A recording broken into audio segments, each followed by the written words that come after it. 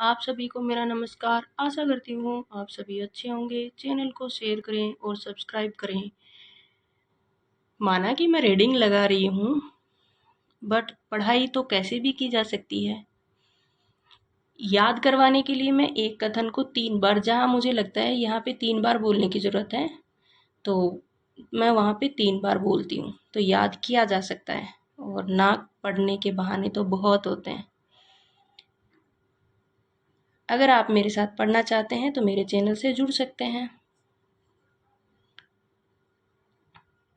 मेरे सभी सब्सक्राइब को मेरा थैंक यू। अब आगे पढ़ते हैं। मार्क्सवादी साहित्य चिंतन के अनुसार उपयुक्त कथन नहीं है।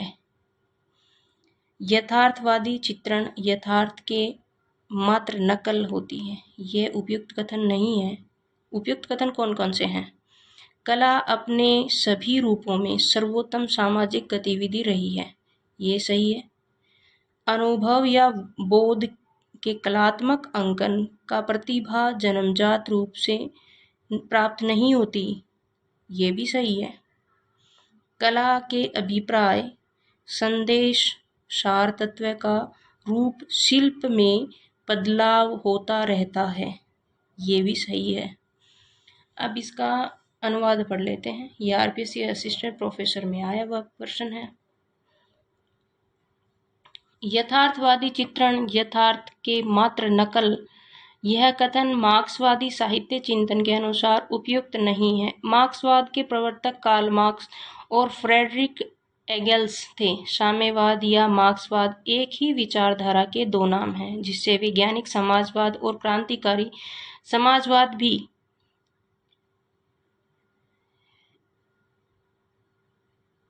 इसको रिपीट करती हूँ। यथार्थवादी चित्रण यथार्थवाद के मात्र नकल है। यह कथन मार्क्सवाद साहित्य चिंतन के अनुसार उपयुक्त नहीं है। मार्क्सवाद के प्रवर्तक कार्ल मार्क्स और फ्रेडरिक एंगल्स थे। साम्यवाद या मार्क्सवाद एक ही विचारधारा के दो नाम हैं। एक ही विचारधारा के दो नाम कौन कौन से हैं? साम्यवाद और मार्क्सवाद, जिसे वैज्ञानिक समाजवाद और क्रांतिकारी समाजवाद भी कहा जाता है। मार्क्सवाद आलोचना के प्रमुख समीक्षक निम्न लुकाच, Lenin, Mao Tse Tung, Gramsci, Caudwell, George Thomson, Benjamin Goldmann, Adorno आदि। यथार्थवाद और मार्क्सवादी आलोचना के संबंध और साहित्य में यथार्थ चित्रण के विषय में मार्क्सवादी दृष्टिकोण की समझ के लिए एंगल्स का यह कथन उल्लेखनीय है कि मैं इस बात के लिए आपको दोष नहीं दे रहा कि आपके विशुद्ध सामाजिकरण उपन्यास नहीं लिखा। मेरा मतलब यह बिल्कुल नहीं है कि मैं जिस यथार्थवाद की बात कर रहा हूँ वह लेखक के विचारों के बावजूद भी कृति में आ सकता है। लेखक के ये विचार जितने ही अप्रकट रहे हैं उतना ही कलाकृति के लिए अच्छा होगा। इसे मैं यथार्थवाद की बड़ी भारी विजय मानता हूँ। साहित्य के महत्व के संबंध में मार्क्सवादी सिद्धांत विषयक असंगत कथन है। असंगत कथन क्या क्या है इसमें? साहित्य वर्गों के बीच विचारधारा संघर्ष में महत्वपूर्ण अंग है। साहित्य श्रमिक वर्ग जनसाधारण की शिक्षा और चेतना में योगदान कर सकता है। साहित्य शोषकों की शक्ति को मजबूत बना सकता है तो उसकी जड़ें भी खोद सकता है। वर्ग आंचल में अपरिवर्तनशील होते हैं तथा उनका आपसी संबंध इतिहास की धारा में बदलता नहीं, जबकि बदलता है उनका स्वरूप। अब इसका अनुवाद पढ़ लेते हैं। वर्ग अंचल व अपरिवर्तनशील होते हैं तथा उनका आपसी संबंध इतिहास की धारा में बदलता नहीं है। यह कथन साहित्य के महत्व के संबंध में मार्क्सवादी सिद्धांत विषयक असंगत कथन है। मार्क्सवाद के दो प्रमुख सिद्धांत हैं। मार्क्सवाद के दो प्रमुख सिद्धांत हैं, द्वंद्वात्मक भौतिकवाद तथा ऐतिहासिक भौतिकवाद। द्वंद्वात्मक भौतिकवाद का संबंध प्रकृति और जगत के नियमों की व्याख्या से है। प्रकृति और जगत के नियमों की व्याख्या से है, जबकि ऐतिहासिक भौतिकवाद मनुष्य के संपूर्ण इतिहास की व्याख्या है। साहित्य के प्रति मार्क्सवादी दृष्टिकोण मूलतः लोक मंगलवादी है। इस दृष्टि के अनुसार जब तक समाज में व्यक्तिगत संपत्ति है, हम सच्चे मानवतावादी नहीं बन सकते। सच्चे मानवतावादी नहीं बन सकते। सच्ची कला का जन्म वर्गहीन समाज में ही संभव है। वर्ग विभाजित समाज की कला बुजुर्गों की ही कला हो सकती है। माओ त्से तुंग का मानना था कि साहित्य की रचना श्रमिकों, किसानों, सिपाहियों, देहाती बुजुर्गों को ध्यान में रखकर की जानी चाहिए। उसकी सार्थकता समाज के इसी वर्ग से जुड़ने में है। मार्क्सवाद आलोचना का ऐतिहासिक महत्व इस बात में है कि उसके द्वारा कला के लिए सिद्धांत विरोधी उन्मूलन हुआ है। इस मानसिकता का कोई विचारधारात्मक आधार भी नहीं है, क्योंकि इसका एक महत्वपूर्ण लक्षण विचारधारा मात्र का निषेध है। यह कथन साहित्य शास्त्र किस आलोचना पद्धति के संदर्भ में उपयुक्त है? उत्तर आधुनिकता। उपयुक्त कथन साहित्य शास्त्र के उत्तर आधुनिकतावाद में आलोचना पद्धति के संदर्भ में उपयुक्त है। उत्तर आधुनिकतावाद शब्द अंग्रेजी के पोस्ट मॉडर्निज्म का हिंदी पर्याय है।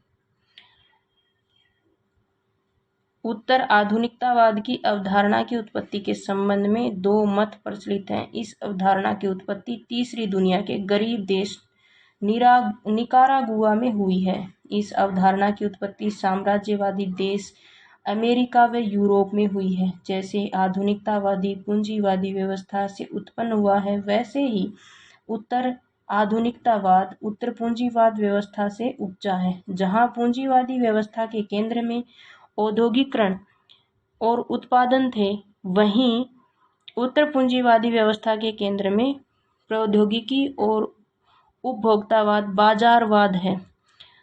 उत्तर आधुनिकतावादी सोच में विकसित होने के कारणों में शामिल नहीं है। ऑप्शन है डी, साहित्य का दृढ़ता के साथ स्थापन। ये उत्तर आधुनिकता सोच के विकसित होने के कारणों में शामिल नहीं है। कारणों में शामिल कौन कौन है? भूमंडलीकरण, एक संस्कृति का दूसरी संस्कृति पर आधिपत्य, सूचना का साम्राज्यवाद। उत्तर आधुनिकतावादी सोच के विकसित होने के कारणों में साहित्य का दृढ़ता के साथ स्थापन शामिल नहीं है। शेष विकल्पों के कथन उत्तर आधुनिकतावादी सोच के विकसित होने के कारणों में शामिल है। जहां फ्राइकोइस ल्योतार और उत्तर आधुनिकतावाद के जनक माना जाता है। ल्योतार ने लिखा है, ज्ञान की अवस्था बदल जाती है जब समाज उत्तर औद्योगिक युग में और संस्कृति उत्तर आधुनिक युग में प्रवेश करती है। आदि प्रौद्योगिकी के विकास में ज्ञान के स्वरूप, उनके अर्जन और वितरण में आमूलचूल परिवर्तन किया है। जो उपभोगवाद ने बाजार को केंद्र अर्थ कर विधा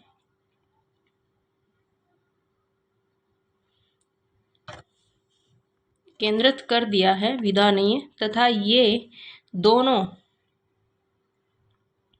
परस्पर संबंध है। आज पूरा विश्व एक बाजार बनता जा रहा है तथा यही भूमंडलीकरण है। उत्तर आधुनिकतावादी अवधारणा के प्रभाव के संबंध में एक असंगत कथन है। कौन सा कथन असंगत है इसमें? संस्कृति कलाकृतियों की भी उत्पाद हो गई है। वैशिष्ट्य का महत्व कम व संख्या का महत्व अधिक। ऑडियोलॉजी की जगह टेक्नोलॉजी का वर्चस्व बढ़ने लगा। ये 3 संगत कथन है। और सी, रचनाकार का ध्यान प्रभाव की प्रकृति और गुणवत्ता पर टिका रहता है, प्रसार व सफलता पर नहीं। ये सही नहीं है, असंगत कथन है। इसका उत्तर यही है। उत्तर आधुनिकतावाद की अवधारणा का प्रभाव संबंध में असंगत है। असंगत कथन कौन सा है? रचना का स्थान प्रभाव की प्रकृति और गुणवत्ता पर टिका रहता है, प्रसार का व सफलता पर नहीं, जबकि इन पर होता है। रचनाकार का ध्यान प्रभाव की प्रकृति और गुणवत्ता पर टिका रहता है, प्रसार व सफलता पर नहीं। यह कथन उत्तर आधुनिकतावाद अवधारणा के प्रभाव के संबंध में असंगत है। फ्रेडरिक जेम्सन ने अपनी पुस्तक post modernism the culture logic of the late capitalism में उत्तर आधुनिकता को पूंजीवाद के विकास की खास अवस्था कहा है। इसे ये उपभोक्ता पूंजीवाद या वृद्ध पूंजीवाद भी कहते हैं। उत्तर आधुनिकतावाद विचारधारा का अंत, लेखक की मृत्यु, इतिहास का अंत, आलोचक की मृत्यु आदि अनेक मृत्युओं की घोषणा करती है। समग्र रूप से उत्तर आधुनिकतावाद के 3 केंद्रीय तत्व माने जाते हैं: समग्रतावादी, सार्वभौमिक सत्यों का नकार, तर्कवाद का नकार, आधुनिकतावाद की सक्षमता का नकार। साहित्य पाठ व आलोचनात्मक पाठ में कोई भेद नहीं होता। यह विचार निम्नलिखित में से किस चिंतन की दृष्टि के निकट है? विखंडनवाद। साहित्य पाठ व आलोचनात्मक पाठ में कोई भेद नहीं होता है। यह विचार विखंडनवाद चिंतन की दृष्टि के निकट है। विखंडनवाद के प्रवर्तक जोग देरिदा माने जाते हैं। विखंडनवाद को समझने के लिए पाठ को समझना अनिवार्य है। पाठ के तात्पर्य वह संरचना जो चिन्हों की अर्थगर्भित व्यवस्था से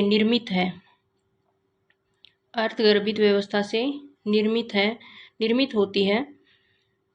पाठ संरचना मोटे तौर पर 2 प्रकार की होती है: साहित्येतर पाठ और साहित्यिक पाठ।